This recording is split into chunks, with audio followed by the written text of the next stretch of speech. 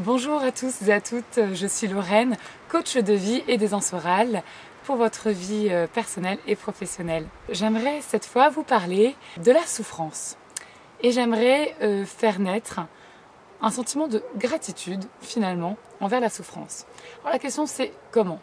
Alors évidemment personne n'aime souffrir, personne n'a envie de souffrir, on est d'accord. Mais parfois on peut peut-être dire merci souffrance. Pourquoi? Simplement parce qu'elle est un indicateur de bonne santé. Alors, de quelle manière?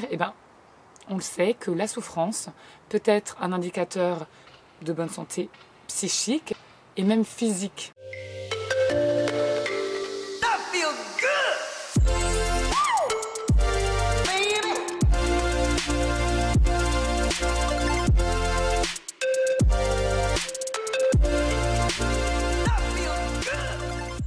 Si vous ne vous sentez pas bien dans le cadre de votre travail, si vous ressentez une forme de souffrance quand vous rentrez le soir chez vous, c'est peut-être le signe justement qu'il y a un changement à mettre en place. Donc en fait, la souffrance est un indicateur qui nous pousse au changement. Si vous ne vous sentez pas bien à votre place, si vous sentez un mal-être, finalement cette souffrance peut être un signe que vous pouvez aller vers quelque chose d'autre et de meilleur pour vous et qui soit davantage en alignement avec vous-même, que ce soit dans le cadre professionnel ou personnel. Et donc, finalement, la souffrance peut enclencher une action. Elle est simplement le signal. Vous savez, c'est comme quand on prend la température, c'est un indicateur, c'est là, vous avez dépassé les limites. Au niveau de la température, là, c'est dans le rouge. Le thermomètre va exploser.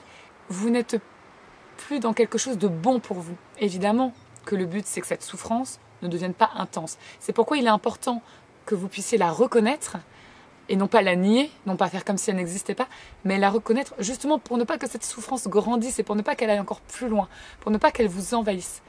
Mais une fois identifiée, voilà, comme indicateur de bonne santé, vous pouvez du coup mettre en place des actions. Ça peut être de changer de travail, ça peut être peut-être de quitter une relation qui est nocive ou toxique pour vous.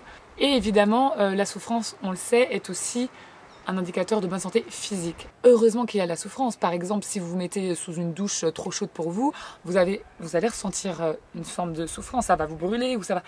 Heureusement que c'est là, puisque sinon, ça voudrait dire que sans cette brûlure, vous serez resté... je sais pas combien d'heures sous la douche jusqu'à étouffer ou pareil, prenons l'exemple d'une plaque électrique.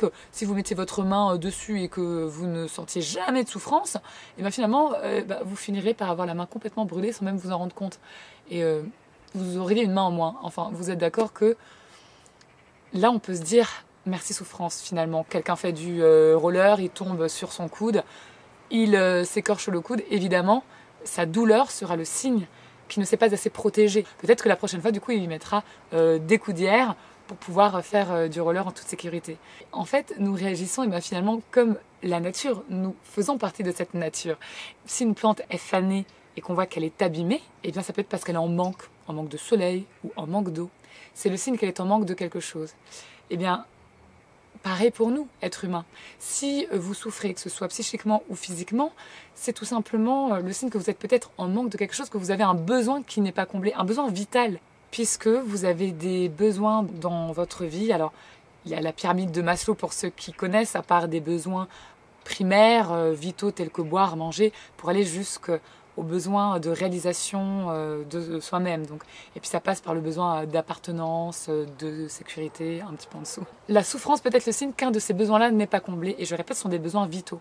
Voilà pourquoi parfois on peut avoir de la gratitude envers la souffrance et se dire « Merci souffrance, car tu es un indicateur que je dois changer quelque chose dans ma vie. » Je vous invite à être davantage conscient de votre état de souffrance pour justement pouvoir mettre en place des changements qui puissent être bon pour vous.